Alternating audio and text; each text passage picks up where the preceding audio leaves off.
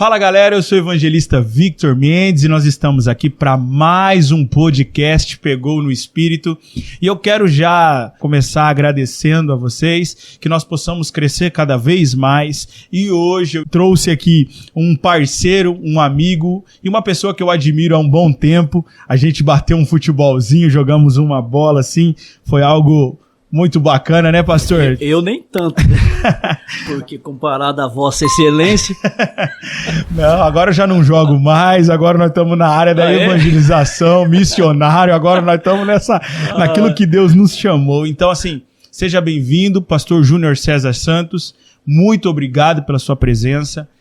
Eu sei que o senhor tem uma vida corrida com as demandas aí. Eu queria que o senhor se apresentasse, que as pessoas possam te conhecer. E que a gente possa dar início a esse bate-papo aí. Meu nome é Júnior, sou aqui de Prudente mesmo, né? Tenho 39 anos. Minha história é marcada por vários fatores, de altos e baixos, como é a vida humana de qualquer um. Só que a gente vai aprendendo no decorrer do tempo, né? Então a minha vida em si, como a vida da humanidade, ela passa por obstáculos e conquistas e dificuldades, e isso vai moldando, e isso me moldou até chegar aqui. Que bacana. Cara, assim, eu, pelo fato de ser ainda muito jovem, e o senhor tá com quantos anos aí? 39 anos. 39. Rapaz, tá bem, né? O rapaz tá bem. Não parece não, hein? É que vira e mexe, aparece uns cabelinhos brancos aí. Mas não tô pintando não, hein, Vitão? Mas tá tranquilo. E assim, como eu tenho um pouco de vínculo com o senhor, sei que o senhor é professor. E a gente queria começar essa conversa para que nós possamos edificar as pessoas e transformar a vida delas de fato. O senhor contar um pouco dessa sua jornada como professor, essa jornada de altos e baixos, né? Eu nunca pensei em ser professor. As coisas na minha vida foram acontecendo de forma instantânea e muito rápida, né? Eu me estudei aqui num colégio que muitos talvez conheçam, que estão nos assistindo, na Escola Clotilde Veiga de Barros, né? Antes disso era da Zilda Ruiz, onde é o FATEC hoje.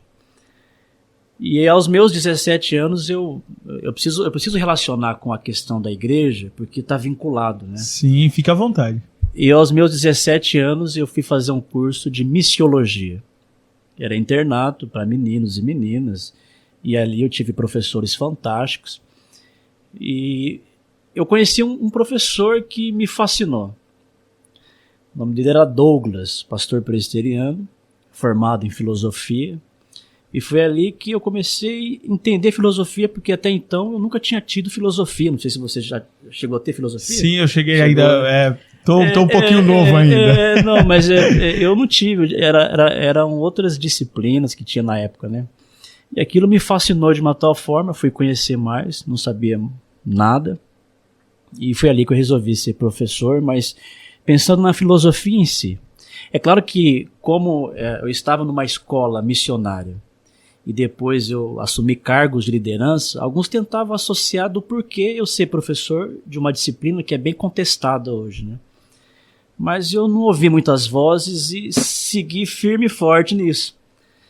E comecei a me encontrar como professor e no curso de filosofia, um dos meus melhores professores era um pastor presbiteriano chamado Paulo de Góes. Isso eu fiz na Universidade de Sorocaba.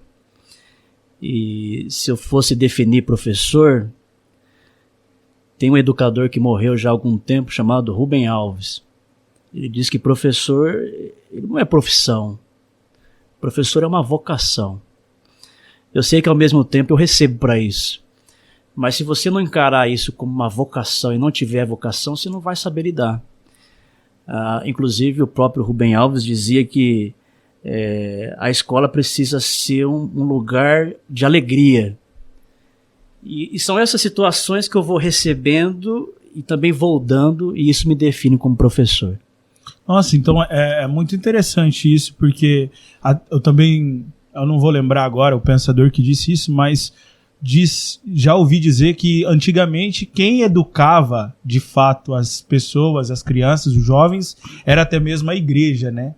E depois de uns anos para cá, né, nesse tempo de hoje, a gente deu essa invertida, mas eu acho que é muito interessante nós pensarmos dessa forma. O que você está dizendo é em relação à filosofia, a período medieval, né? Isso. A igreja controlava todo tipo de conhecimento, eu digo a igreja católica.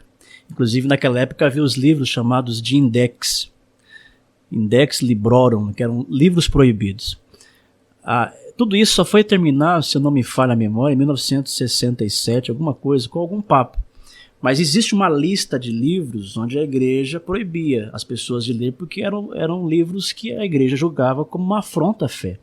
Só que eram livros de filosofia, de ciência, que hoje a gente lê e enxerga muito mais benefício do que qualquer outra coisa. Então, assim, a igreja, sim, no período medieval, ela controlava uma série de coisas, inclusive até, se você pegar, por exemplo, Lutero, que é o pai da Reforma Protestante, foi ele ali que, né, peitou toda essa situação e foi criticado por isso, e a igreja foi reformada, porque até então quem tinha o controle das explicações ou o controle de uma visão cristã e única era o Papa, era a igreja em si, né? O Lutero, ele já foi para um outro caminho e traduziu a Bíblia para o alemão, o que ficou mais saudável para quem tem acesso ao livro. Então é muito importante nós entendermos então que de fato a vida, né, essa vocação do professor, ela primeiro é para transformar a pessoa que eu sou, né? Para que eu possa também ir para esses embates, né? Porque eu tenho uma visão assim a respeito, e eu falo mais por conta de eu concluir há pouco tempo os estudos, e não foi no tempo correto, né? Não foi nos meus 17 anos que eu concluí o terceiro, e por conta da situação que minha família vivia, assim, de fato. Eu veio de família humilde, não tem desculpas para isso, né? Mas como a gente gosta de culpar o outro, o problema tá sempre no outro, então eu falava que eram as circunstâncias da minha vida que não fazia eu ter vontade de fazer aquilo, de estudar, e acaba que a gente fica uma pessoa ignorante, né? No que diz respeito ao todo, né, pastor? E aí eu queria falar assim, eu queria fazer uma pergunta mais desse aspecto. Qual que é a maior tarefa dentro dessa vocação hoje para que lá na frente essa sociedade possa melhorar? O que o senhor pensa a respeito disso? Só antes disso, tem um filósofo holandês chamado Spinoza. Ele escreve um livro chamado Ética. E ele fala sobre afeto, não no sentido de sentimento, mas no sentido de afetar e ser afetado. Numa relação humana, qualquer que seja, eu vou afetar você e você me afeta em algum momento. O que cabe ao professor é tentar entender essa série de afetos do aluno, que ele vai afetar você, e entender como você pode afetá-lo também. Se você conseguir entender todo esse contexto em que ele vive, porque essa ideia do professor que trata o aluno como um depósito de conhecimento, isso não existe mais, porque o aluno também tem muita coisa a ensinar. Aliás, o professor não sabe tudo, essa visão de um sujeito que é intocável, que é inquestionável, isso não faz parte de uma educação saudável, né? Mas, de qualquer forma, o professor, acredito eu, viu, Vitor, que o professor ele vai tendo algumas escalas, mas com a mudança da questão de mentalidade dos alunos, uma questão cultural e familiar, o professor ele vai, talvez, não sei se eu estou errado, mas perdendo o respeito. Sim. Se você pegar um professor da educação infantil, as crianças, elas amam o professor. Não sei se você se lembra quando você era pequenininho. Sim. Lembra das musiquinhas ou não? Sim, eu tendo filhos, a gente já vê isso, né? Tinha a musiquinha lá, comer. Não era comer. Acho que é esse. Meu lanchinho. Vou comer pra ficar fortinho. Inclusive, quando a professora chegava, era bom dia, professora, como vai? Né, não? Exatamente. E aí vai. Tinha uma recepção, né? Não, e a professora era uma deusa, era uma divindade, porque você corria, você era tudo a pro. Eu tenho lembrança da minha filha, ela vai assistir isso aqui. Viu? Minha filha era pequenininha, e aí era 6 horas da manhã, ela estudava de manhã, eu vi ela com a toalha aqui indo tomar banho. Só vi a bundinha correndo, olhei pra minha mulher e falei, ô mulher, você tá sabendo de uma coisa? Não. Você deixou ela tomar banho agora? Novinha? Não. Quem mandou você tomar banho? Não, pai, eu vou tomar banho. Por quê? A professora, a pro, um dia antes, deu aulas de higiene na sala. Minha filha comprou o discurso de uma tal forma que era a palavra minha contra a palavra da pro. Exato. Quando eu fui questionar ela, ela disse assim, vou falar pra pro. Porque é a pro. Você percebe o poder de uma professora, principalmente nesse período. Eu não sei quando você estudava, mas assim, enquanto criança você recebe bem a professora, mas quando cresce, geralmente a palavra é assim: ah, professor, por que você veio hoje? Exatamente. Por que você não faltou? Mas pequeno, existe alegria na escola. É um outro formato de educação. É claro que eu, como cristão, eu tenho minhas convicções e são inegociáveis. Sim, com certeza. Mas eu consigo trafegar em várias circunstâncias, né? E o senhor dizendo isso, eu lembrei aqui recente. A minha filha, ela dorme comigo e aí eu levo ela antes de ir pra escola. E esses dias ela entra na escola 12:30 e aí era 12:00 e ela falou assim: pai, você está atrasado.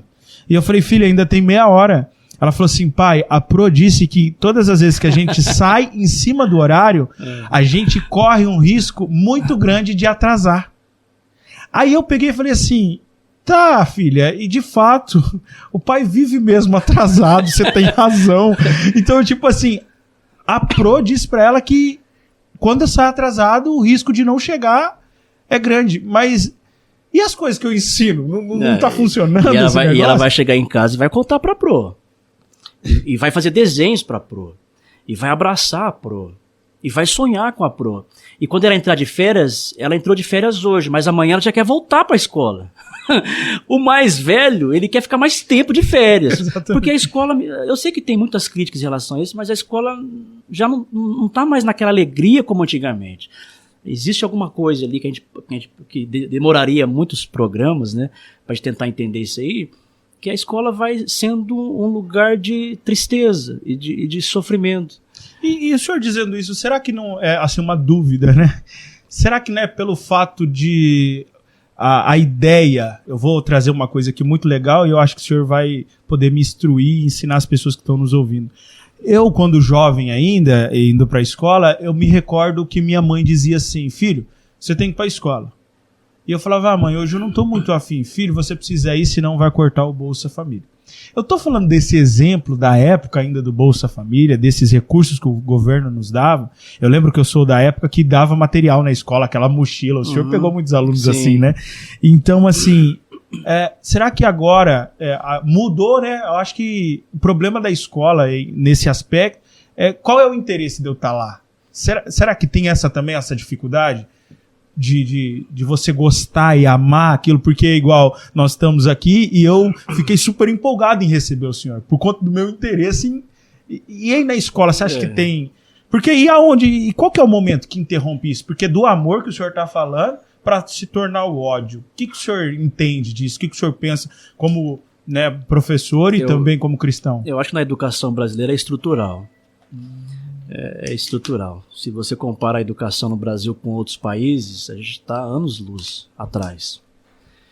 A gente precisa evoluir como na questão educacional e talvez demoraria anos, né?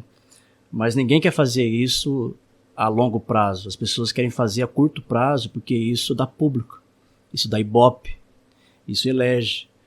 Então a ideia que se tem é que precisa se pensar em projetos que sejam a longos prazos.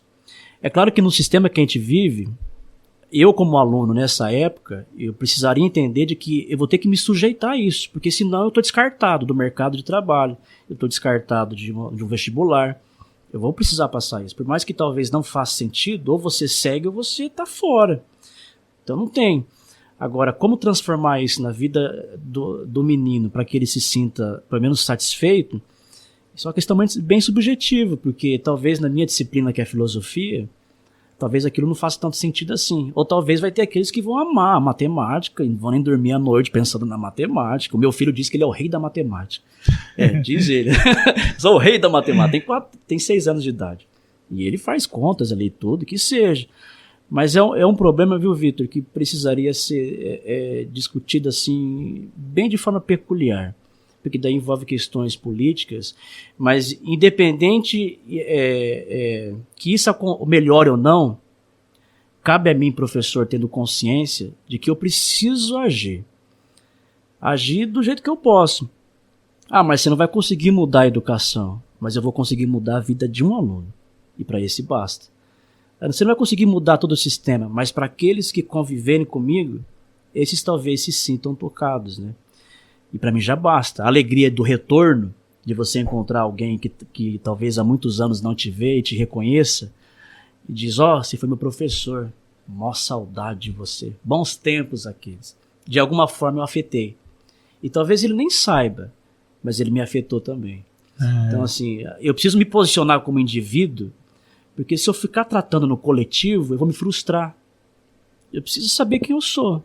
E aí tem algumas condutas que são inegociáveis para mim, e eu vou até o fim com isso. Mas além da questão assim, técnica, de formação, de mercado de trabalho, para mim tem uma coisa que está acima disso, que é o caráter. Tem um filósofo suíço chamado Rousseau, ele escreve uma obra chamada Emílio ou da Educação. E ele diz uma coisa sobre a educação que é assim: quando você sair das minhas mãos, você não será magistrado, sacerdote ou qualquer cargo assim, mas antes de tudo você será um homem. A educação precisa priorizar caráter. Eu posso não conquistar aquilo que eu tinha como objetivo, mas eu preciso me tornar alguém. E não é alguém de caráter. Alguém que é um pai de família decente, um marido, uma esposa, um filho. Então, assim, eu acho que isso está acima de qualquer outra situação. Eu não tenho as condições que o outro tem, mas existem valores em mim. Então, para mim, isso são inegociáveis. Nossa, fantástico, cara. E assim, me traz à memória porque eu demorei um período para entrar no colegial, né? Havia algumas reprovas, só queria saber de jogar bola. Achei que eu ia ser jogador, pastor. Eu falei, cara, eu vou ser um atleta. E aí abandonava ali os estudos. E aí, quando eu acesso o colegial, eu nunca na minha vida gostei de história. E aí eu acesso o colegial, já um pouco mais velho, estudando até em uma escola com supletivo. E eu conheço uma professora chamada Milena, de história. Não sei se o senhor conhece ela, mas ela dava aula no Florivaldo Leal. E ela começa a falar de história, primeiro falando da minha história. E aí eu me apaixonei, cara, pela história dela, da pessoa dela. Mas o que aconteceu, eu acho, nessa relação, o senhor falando disso? Ela falou pra mim, você precisa ser homem.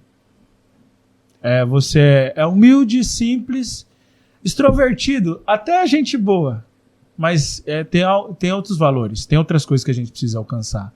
E eu acho que essa missão, ela tem que ser vocacionada mesmo, pastor, o senhor tem razão. Não dá para entregar na mão de qualquer pessoa. Eu acho que, além de tudo, eu estava até falando sobre isso esses dias, que antes mesmo de eu torcer pelas pessoas, eu oro por elas. Porque há um compromisso, né? Eu acho que a gente entende hoje, eu estou entendendo agora, que agora eu vou me compromissar com a minha filha. Você começa a se dar conta de contextos.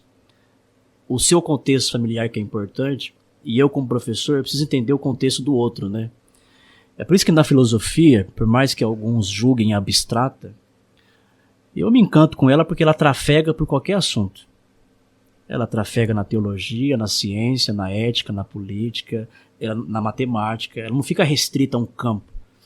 Então eu consigo, através de uma aula de filosofia, tentar trazer contextos do aluno onde ele começa a aprender algumas coisas e começa a exercer a crítica que seja, o raciocínio que seja. Porque não é pensar por pensar. Pensar, todos nós pensamos. Aliás, os nazistas tinham seus filósofos, também pensavam. Mas a ideia do pensar bem é a ideia da filosofia, que é a ideia da suspeição, do suspeito. Mas como assim? Do espanto. Quem falava isso era Aristóteles, que ele dizia que a filosofia nasce a partir do momento que eu me encanto com as coisas e que eu lido com o desconhecido. Aí eu começo a fazer perguntas. É por isso que a filosofia tem mais pergunta do que resposta. E quando alguém tenta fechar respostas, isso não é mais filosofia, isso é um dogma. Porque o que é um dogma? É aquilo que é inquestionável. Então não é filosofia isso. Então eu vou questionando. Você percebe, por exemplo, o Aristóteles, uma cabeça enorme, não fisicamente, um sujeito gênio. Inclusive até o Renascimento era considerado o principal de todos os filósofos. Né? Sim. O cara que falou sobre zoologia, biologia, botânica, poética, política, teatro, rapaz, tudo sem imaginar lógica. E era observando as coisas, era pensando as coisas. Né?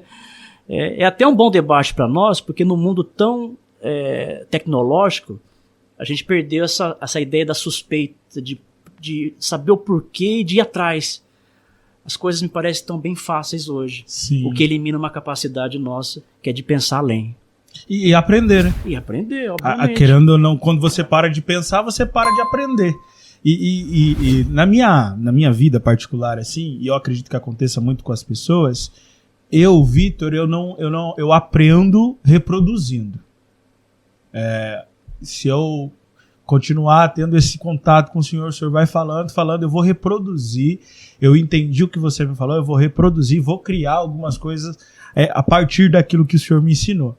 Só que, de fato, isso aconteceu por conta da nossa preguiça também, né?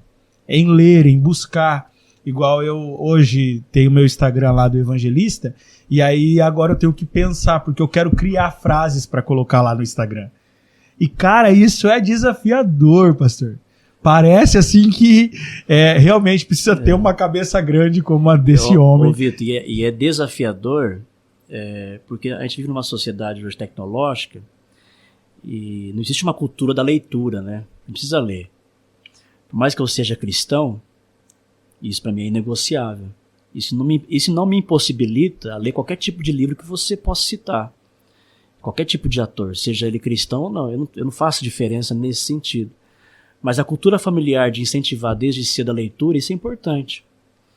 Porque você pega, nem que seja ali, os Três Porquinhos, cita aí umas histórias antigas aí. Sim. Sei lá, essas mais antiguinhas, né? Pega Monteiro Lobato e outras coisas mais, você vai criando hábito, né? E outra, criança vê, criança faz. O pai que lê, a mãe que lê, a chance do filho reproduzir isso é grande. Porque ele vive num ambiente onde o pai e a mãe lê. Seja jornal, seja qualquer outra coisa. Não sei você, mas eu com meu pai e minha mãe não era muito de leitura, mas eu tenho lembrança de uma leitura. Era revista em quadrinhos. Era Turma da Mônica, Tio Patinhos. O meu pai tinha uma coleção enorme assim, era sagrada a leitura antes. E eu observava aquilo. Observava. Não sei se você tem alguma lembrança disso, mas comprava na feira, vinha aqueles livros todos. Sim. Então assim, e a leitura te faz, por exemplo, além de você conhecer, que é deixar de ser o ignorante nesse sentido, não ignorante na arrogância, mas da falta de conhecimento. Da falta de conhecimento, né? É que às vezes você sabe contextos, né? Então você assim, eu conheço gente, por exemplo, que vive de frases, de efeitos, e às vezes nem foi o cara que falou, ou às vezes nem tem o contexto daquilo. Ele simplesmente ele vai citando uma série de coisas e aquilo não faz sentido. Então, precisa conhecer, e para conhecer é lendo. É lendo a cada dia. E isso que o senhor falou assim, é algo bem bacana, porque hoje eu tive uma experiência com a minha filha, a Yasmin, que eu chamei ela de Alicia, né? Porque são a minha enteada, minha filha também. Né? É a Alicia, o Davi e a Yasmin. E aí eu chamei a Alicia e a Yasmin e falei, olha, vocês agora toda manhã, sábado de manhã, vocês vão ler um versículo da Bíblia.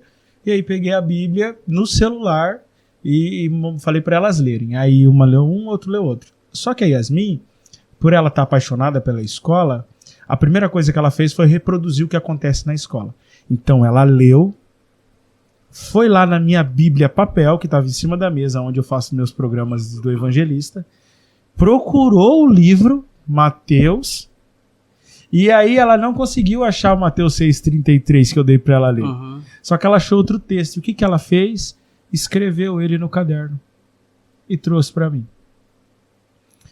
E essa experiência que eu tive com ela, era ela me ensinando assim, pai, não adianta só reproduzir. Você tem que buscar a fonte, você tem que passar ela à mão para que você de fato possa aprender. Isso é uma coisa minha, assim. E eu acredito ainda que a gente vai ter uma sociedade, e oro a Deus para que tenha muitos professores com essa visão que o senhor está tendo hoje e revelando para nós, para que os nossos filhos, cara, tenham um destino, né? Possam traçar um caminho e dentro desse caminho mudar essa sociedade. Porque às vezes também, né, pastor, a gente fala só do cristianismo, como o senhor mesmo acabou de citar, eu sou cristão, e a gente não negocia isso de fato, mas nós também somos humanos, né? E humanos que eu falo aqui, eu não vou só falar de Jesus, mas eu também vou ensinar caráter a partir de hoje. O Vitor hoje vai aprender que a educação também está pautada, e eu espero que as pessoas que nos assistam, elas possam pegar no espírito.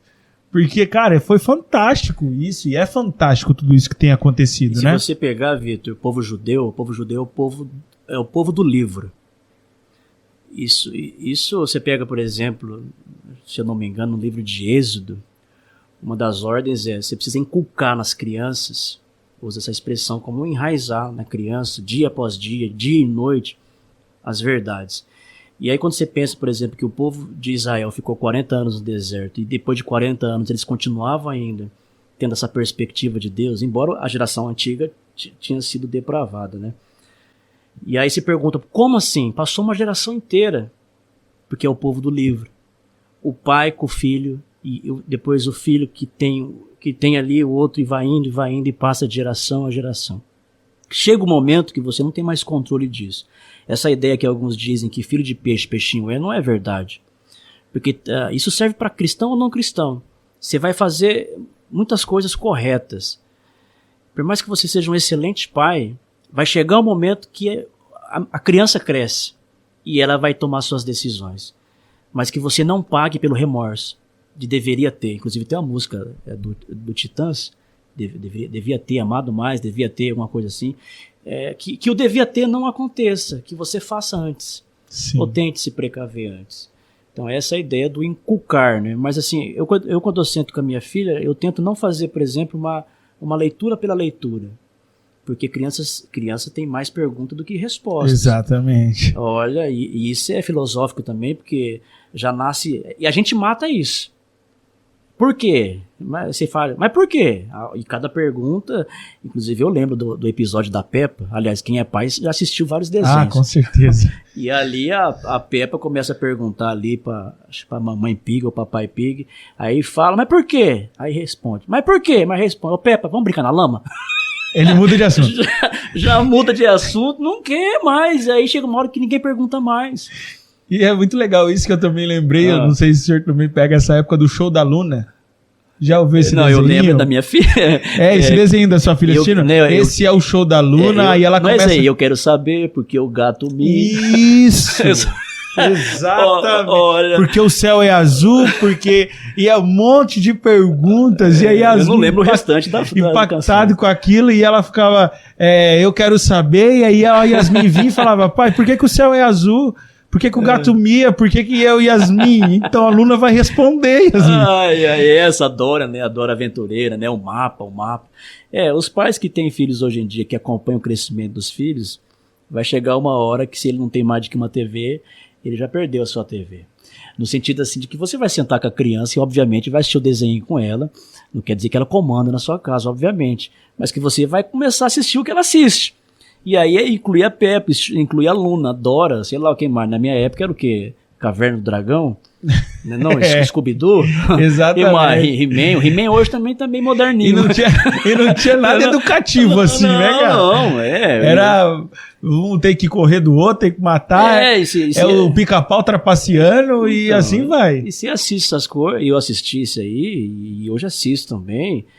E existe até alguns que ficam reprimindo alguns tipos de assistir ou não, né? Eu acho uma besteira isso também. Acho que você, como ser responsável e sabendo do que você é diante de Deus, algumas coisas não faz sentido. Sim. Se é que você me entende nisso aí, né? Mas bons tempos aqueles, né? Eu me esqueci de algum desenho, não? Sei lá, Caverna. Eu lembro do Caverna do Dragão, Smurfs, né? Pantera cor-de-rosa, meu Pantera, e tinha os mais antigos ainda, viu? Acho que no canal Boomerang, acho que passa alguns antigos ainda. Que aí, que meus antigos não é o mesmo do senhor, né? Cita o antigo aí, show da Luna. O meu mais antigo é Dragon Ball Z. Não, esse eu assisto com meu filho, aprendi. Esse. Não, Kamehameha, rapaz. Esse aí é o mais antigo meu. Não, eu nunca gostei. Eu ainda peguei Caverna do Dragão, peguei aquele Pegue o Pombo. Esses é da minha infância, assim, sabe? Mas, assim, mais antigo que esse, igual Cavaleiro dos Zodíacos eu peguei também. Então, antigo, o Dragon Ball é antigo. Só que, assim, esses que ainda é da minha época é da sua, que eles não param, né? Eles não pararam, eles ficaram uma geração, assim, muito tempo na televisão. E é muito legal isso, porque a gente precisa um pouco sair de dentro desse lugar. Eu costumo dizer para as pessoas assim, pastor, que a minha vida passou a evoluir quando eu comecei a sair de dentro da minha bolha e ir pro lado de fora, olhar como que de verdade é o mundo, sabe? E eu tento passar isso para minha filha. E aí eu queria até tratar um tema, uma pergunta assim, até que ela é meio, não sei se é perigosa, eu não sei o que eu posso dizer sobre, né? Mas ela chegou em mim e falou a respeito das opções sexuais das pessoas e disse que na escola falaram que o menino podia brincar com rosa e a menina pode brincar com azul. E aí ela fala pra mim, pai, isso é verdade? Pode, porque eu sempre brinquei com rosa, né? Aí eu disse pra ela, filha, não tem problema, de fato. Isso não interfere em nada daquilo que você vai aprender aqui com o pai. Mas o pai quer te instruir a viver da forma que o papai do céu gosta. Daquilo que agrada à vontade de Deus. Eu sei que ali eu só falei na perspectiva cristã. E eu queria que o senhor falasse um pouco nessa perspectiva do aluno. Do aluno você precisa abordar a questão do respeito. Você precisa respeitar as diferenças, né? É claro que chega uma hora que se a pessoa me apertar demais, eu tenho minhas convicções. Sim. Agora o respeito pelas decisões que cada um toma, de quem quer da forma como ele quer viver a vida, isso é uma posição dele, né? A questão de cor, para mim, é o que menos importa. Eu tenho umas camisas lá rosa. Acho bonita, por sinal, né? Não, eu no rosa, preto no rosa fica bom. Né? Embora eu tô de preto hoje, mas rosa, branco, azul, né? Misturado. É uma cor que me define quem eu sou. Essas perguntas de filhos chega em algum momento. Sim. Chega. É melhor ele saber e você sentar de uma forma equilibrada e explicar algumas coisas do que ouvir pelo outro. Porque existe várias mentes por aí que tentam, a qualquer forma, eu digo cristão também, a normatizar o seu filho, né? Sim. Mas eu acho que a primeira agência, isso na sociologia de trabalho, a primeira agência que é chamada de controle social é a família. É o pai e a mãe que vai definir algumas coisas. Você precisa... É claro que chega um momento que ele tem as suas posições, isso não tem como não ser diferente. Mas eu acho que a abordagem de uma forma equilibrada, sem faltar com respeito com quem pensa diferente, eu acho que isso é primordial de um pai, de uma mãe, ao invés de incentivar, né, a violência, e aí eu acho que isso não tem nada de evangelho. Porque eu até levantei essa pauta, esse assunto, porque para o cristão, ou para o crente, como a gente costuma dizer, né? Que cristão vai mudando, né? Parece que é uma fase que não são todas as pessoas que falam cristão. A normalidade aqui que eu mais escuto é crente, né? Para os crentes, eles já acham que é o diabo, né? Não tem essa ideia, tipo, tá vendo? O diabo tá se levantando lá na escola, tentando ensinar para minha filha uma coisa que não agrada a Deus. E antes da gente pensar nesse lado espiritual da vida, porque o ser humano em si, e o nome desse canal é Pegou no Espírito, pastor, para que a gente possa trazer para as pessoas uma realidade do evangelho que talvez ela nunca viu, né? Porque às vezes a gente fala só de poder. Mas tem que lembrar, viu, Vitor, o evangelho, essa aceitação, o evangelho também é confronto. Então, assim, ele, ao mesmo tempo que ele é gracioso, ao mesmo tempo que Cristo te aceita, ele diz, vai e não peques mais. Então, assim, eu entendo a forma como você diz, né, de as pessoas ver diabo, demônio em tudo, né? Algumas são alienadas nesse sentido. Mas existem valores cristãos que são inegociáveis. Que não dá para abrir mão. Por mais que eu vá constranger você... eu não vou trocar. Então, assim, eu acho que a ideia, por exemplo, do respeito, de você respeitar como cidadão, e caso alguém chegue em você e pergunte, mas o que você acha? Olha, eu penso isso. Eu abracei muito aquilo que o Cláudio Duarte fala no programa do Raul Gil, não sei se você já viu esse vídeo, ele é muito famoso, que a Tammy Gretchen faz uma pergunta pra ele, a respeito se ela pode ir lá na igreja dele, né? E aí ele falou, você pode ir lá, todo mundo pode ir. A igreja, até porque a igreja não é minha. E aí ele conta, ele dá um testemunho de que ele tinha um amigo homossexual, e como eu também tenho um irmão assim. E aí ele fala assim, aquele amigo meu, ele me ajudou, eu usava as roupas dele, eu usava as coisas dele, só que eu tenho que falar uma coisa pra você. Se você pedir pra mim casar vocês, eu não caso, porque eu tenho princípios. Então, assim, né, acho que eu acredito muito nisso. O princípio do reino. Eu amo meu irmão, eu oro por ele, mas se ele chegasse e me falasse, irmão, eu vou casar e eu precisava que alguém fizesse o casamento, você pode fazer, eu não posso, irmão. Eu tenho princípios. Entendi. Então, eu acho que enquadra um pouco nisso, né? O respeito, mas a gente não pode negociar. É inegociável, né? As nossas convicções, né? Eu acho que no geral, assim, a ideia assim, né? Pensando como cidadão, a gente convive com diversidades, né? Você precisa, de alguma forma, se tornar alguém que, sei lá, respeite o outro, que não trate alguém como se fosse um leproso.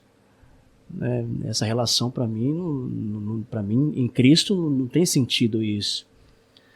E nesse caso, eu acho que você precisa... Bom, a palavra é respeito, viu, Vitor? É Sim, respeito. né? Resumindo ela. Eu convivo com vários tipos de comportamentos, de todos os possíveis. Isso nunca foi pauta minha numa sala de aula.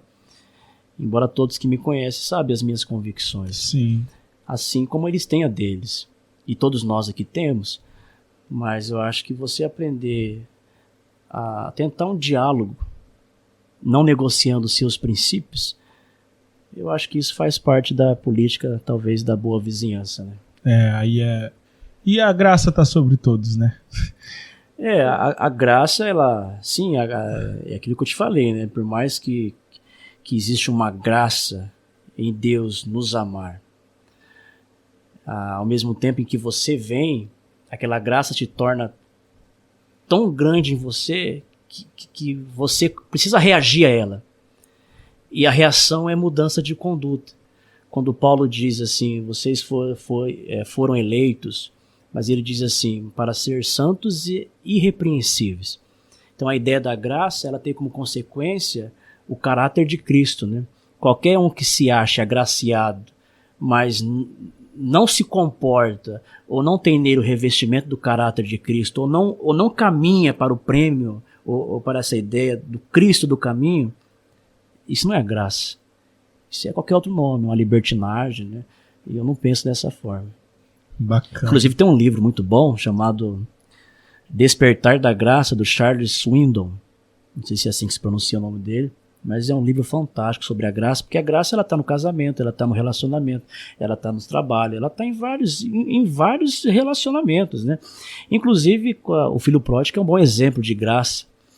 O Rubem Alves, que eu gosto de citar, ele escreve, acho que uma crônica, eu acho que o nome da crônica é Contabilidade, e ele cita a história do Filho Pródigo. E ele diz que ali a gente tem a mania de ver apenas o filho mais novo que foi como aquele que a gente foca nisso bastante. Mas na verdade são os dois. E ele vê o pai no sentido assim, é um pai que ele não vê créditos no filho que fica, que ele queria crédito, e ele não vê débitos no filho que vai. É por isso que o filho fica muito bravo, porque a ideia, ele faz conta, o filho mais velho. Eu tô aqui, eu nunca te abandonei. Não bateu eu quero crédito. Mas o pai ensina, não, eu não somo crédito, eu não somo débito. Inclusive o Philip Yancey, que escreveu um livro chamado A Maravilhosa Graça, ele que é um jornalista presbiteriano. Ele diz que, definindo a graça, ele diz que não há nada que você possa fazer para que Deus te ame mais. Não há nada que você possa fazer para que Deus te ame menos. O amor dele é inalterável, você não modifica, ele continuar, a partir de Cristo, esse amor sobre mim e sobre todos. Amém. Top. Cara, assim, eu quero trazer o senhor aqui muitas e muitas vezes para que a gente possa falar de determinados assuntos. Eu creio que hoje eu pude aprender um pouco a respeito mais. Eu já admirava o professor, de fato, só que agora eu passo a admirar mais e eu espero e eu acredito também, pastor, que o senhor não está afetando só alunos, está afetando professores também. Isso é o que me conforta no decorrer da minha trajetória. Eu acredito isso porque eu tive um professor chamado Fábio de matemática, e eu sempre gostei de matemática, não como seu filho. Não, mas ele disse que é o rei. Que é o rei, não. Mas eu gostava muito de matemática, e o Fábio, ele inspirava outros professores. Pelo fato de toda aquela tranquilidade com um bagunceiro, sabe? E assim, pela conduta e a resenha na época que eu tinha com ele, ele não tinha aparência de cristão. E antes de nós falarmos do pastor Júnior, hoje eu conheci a pessoa Júnior também. Essa questão da aparência também é uma outra coisa perigosa, né, Vitor? Sim, sim. A gente... o cristianismo, alguns movimentos religiosos, eles são intragáveis. Ele mais separa do que ajunta. Ele mais julga do que abraça. E aí isso não faz sentido para quem ouve. Porque ao mesmo você tem essa série de condutas, e aí quando você vai chegar a um cidadão como esse e anunciar o Cristo, ele junta tudo isso numa panela e diz, mas por que eu deveria? É por isso que para quem está de fora é muito mais visão. Ver o seu comportamento, como você trata. E eu acho que no nosso meio, no cristianismo, a gente precisa aprender a lidar assim, com essas características, né, que são várias, né, de julgamentos. Eu, inclusive, quando eu estudava em missões, né, missiologia, em algum momento a gente fala sobre isso, ou no próximo. Sim, sim. Eu conheci um rapaz que tinha um cabelo enorme. Ele era de uma igreja chamada, não sei se existe mais, Zadok, de rock. E aí chegou aquele sujeito bem diferenciado, e eu ali, menino, né, já emiti os julgamentos. Mas quando eu sentei com ele para conversar, eu falei, nossa, essa multiforme graça de Deus, a gente tem a mania de querer padronizar, né, dessa forma. Aliás, a gente acha que o modelo que deve ser é como se a gente fosse Deus. Eu não digo, eu quero que você me entenda, não é a questão, por exemplo, né, tem um limite ético isso, mas essa multiforme graça de Deus, ela consegue atingir vários setores da sociedade em que talvez a sua igreja não vai conseguir. Mas o fato de você não conseguir não lhe dá o direito de julgar o outro. Desde que aquele tipo de ajuntamento seja um ajuntamento ali saudável, porque também não vamos, sim. Não vamos varzear também, né? Deixar uma bagunça toda. Não, mas assim, a gente pode citar sobre isso mais para frente, mas quando eu fui na Bolívia, que eu vi os quechuas louvando a Deus com pandeiro, e simples, com as suas características culturais, Deus está acima disso. A gente tem a mania de querer encaixotar Deus na nossa mentalidade, né? Deus, ele não se aprisiona. Deus está além. Inclusive, isso era pauta de filósofos. Um alemão chamado Kant, ele dizia que Deus está além da razão humana. Deus é ilimitado, Deus é eterno. Só que a gente tem a mania de encaixotá-lo. E quando a gente encaixota Deus, aí começa a ser perigoso. Porque daí você começa a desenvolver doutrinas, que na verdade nada tem a ver de doutrinas. E o pior, se aquilo fosse uma situação apenas para um grupo, ok. Mas você sai por aí verbalizando tudo aquilo como se fossem algumas verdades absolutas. E aí é como se você... Não, esse é o modelo, né, de Deus. Deus é supracultural. Deus está além da capacidade humana e não pode ser encaixotado por nenhum tipo de ser humano. Top. E aí a gente vai vencendo o preconceito.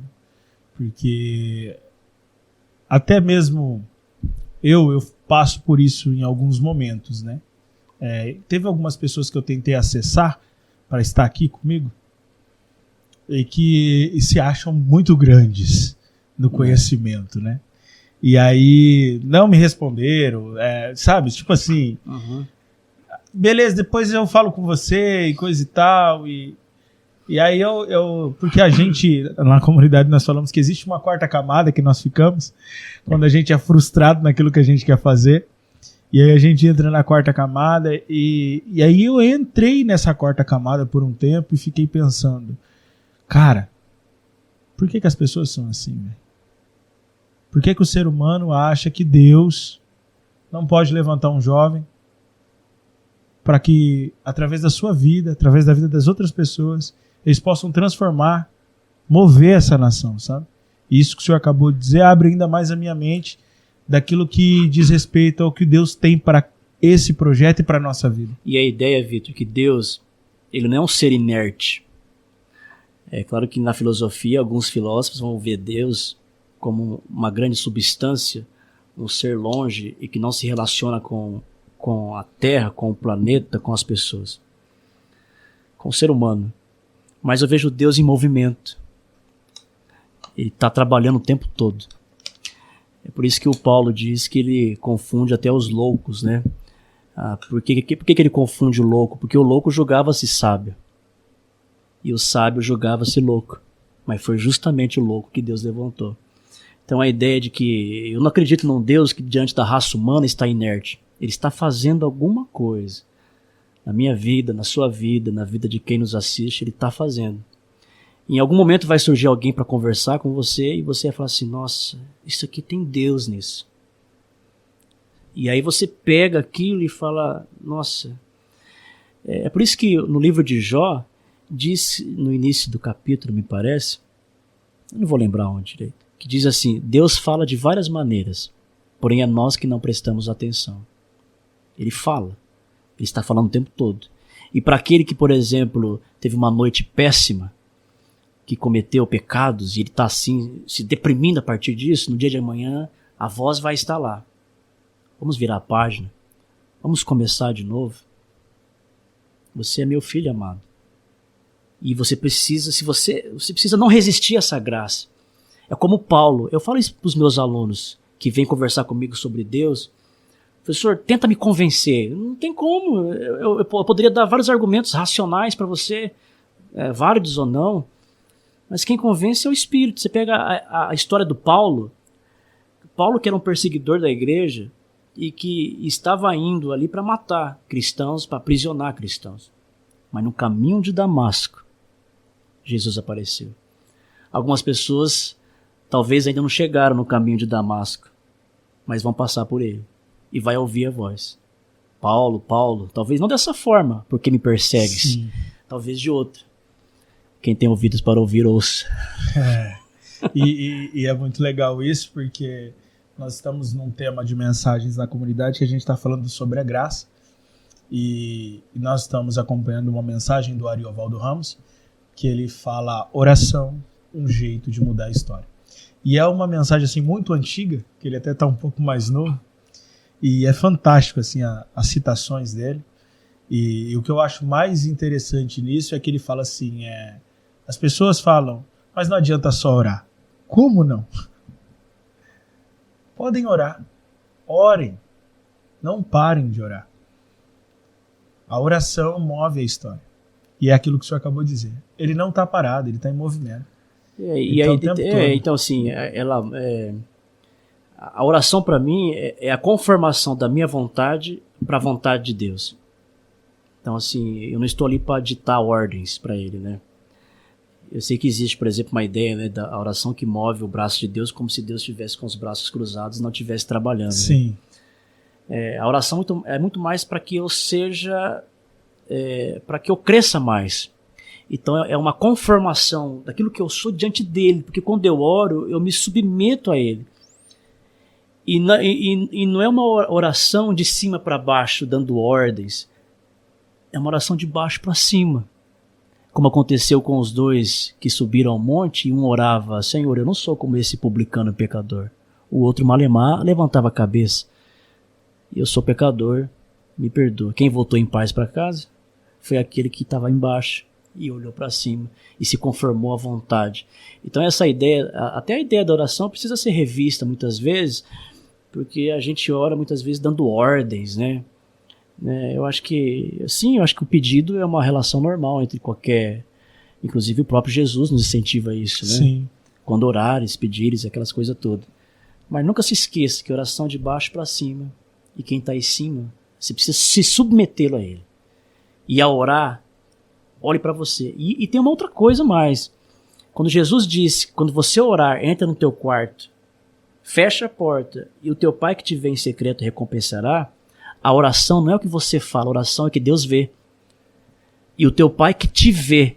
Sim. É por isso que os fariseus, eles achavam que por muito falar, eles seriam assim, nossa, fantásticos. Eles oravam nas esquinas e por aí vai, falavam, achavam que era isso. Mas não é isso. É o que Deus vê. E é por isso que quando o profeta chega a Jessé, lembra da história dos filhos? Sim. Aí tá ali, passa um monte de filho. Não, mas esse não é o rei. Não, mas tem um lá escondido. Davi. Aí o profeta responde: Deus não vê como o homem vê, porque o homem vê aparência, mas Deus vê coração. A gente vê muita aparência, a gente julga demais, mas por mais que tanto eu como você sofra com julgamentos, se fixe naquele que vê tudo, porque esse não dorme, esse trabalha, esse está de olho a todo momento. Amém. Uma das definições que eu mais gosto de oração é que orar é me colocar num lugar onde mostra que eu estou prestando atenção naquilo que Deus quer me falar. Isso é fantástico. Pastor, eu quero agradecer de coração esse tempo de qualidade. Já dizer que vai preparando lugar na agenda aí. A gente precisa se ver novamente, a gente precisa compartilhar conhecimento com as pessoas. Foi um tempo assim maravilhoso. Eu quero agradecer de coração o senhor ter compartilhado essas experiências como professor, como um cristão, como um filho de Deus, e que o senhor continue marcando a história, pastor. Que o senhor continue compartilhando conhecimento, ensinando os nossos adolescentes, os nossos jovens, porque é ali a igreja de Jesus, né? Somos todos igrejas. Amém. Como é o nome do professor filósofo? Que o senhor ficou impactado? Ali o primeiro é um pastor presidente chamado Douglas. Douglas, Deus abençoe a sua vida, Douglas. Na época ele era pastor em São Carlos. Sim, mas assim, já agradecendo ele porque ele cumpriu um propósito. Ele afetou alguém que lá na frente, que é hoje, 2022, está afetando as pessoas e os lugares. Muito obrigado. Deus abençoe. Pessoal, eu quero aqui agradecer vocês que estão nos assistindo. Compartilhe esse negócio, dá like, envia as pessoas. Mais pessoas precisam ser abençoadas, porque gratidão, irmãos, é fazer na vida das pessoas aquilo que Cristo está fazendo na nossa. E Jesus acabou de derramar uma porção dele através da sua vida, pastor. Muito obrigado. Eu queria que o senhor, se despedisse do pessoal, e eu quero agradecer de coração. Muito obrigado por se disponibilizar, estar conosco aqui. Eu sei que a sua agenda é corrida. Não, mas quem vê assim, rapaz. Mas daqui uns meses eu quero recebê-lo aqui. E assim, já quero até avisar, eu quero chamar o senhor para vir aqui participar do bate-papo junto com o pastor Luciano. Eu acho que assim, vai ser muito legal ouvir vocês e que nós possamos estar aqui compartilhando juntos. E que, assim, muito obrigado. Obrigado mesmo. Assim como eu falei da multiforme graça de Deus, Vitor, e as várias formas de Deus agir, Deus ele usa o que ele bem entende. Eu acho que você está iniciando agora uma das formas de que Deus possa alcançar alguém, seja ele quem for. Então, assim, isso pode crescer, né? A gente espera que sim, cada vez mais, como não. Mas se fixe naquilo que é o mais importante. Fixe nisso. Né? De que você, seja pelas entrevistas, pelo bate-papo, alguém está ouvindo. E se pelo menos um ali tiver um retorno e ser tocado, Fique feliz por isso. Amém. Quando você ouvir alguém falar assim, ô Vitão, aquele dia lá, aquela entrevista, aquela coisa ali, mexeu comigo, ó, é momento para se alegrar, porque eu acho que você cumpriu com aquilo que foi colocado à mão para fazer. Amém, muito obrigado. Tem uma coisa que eu falei pro Adriano, que é muito legal, que eu quero compartilhar, e que eu disse para ele assim, Adriano, nós não temos compromisso com o erro. Se nós errarmos, nós vamos lá e fazemos de novo. Gente, muito obrigado. Deus abençoe a vida de vocês. Nós queremos aqui chegar ao fim de mais uma entrevista, mais um podcast Pegou no Espírito.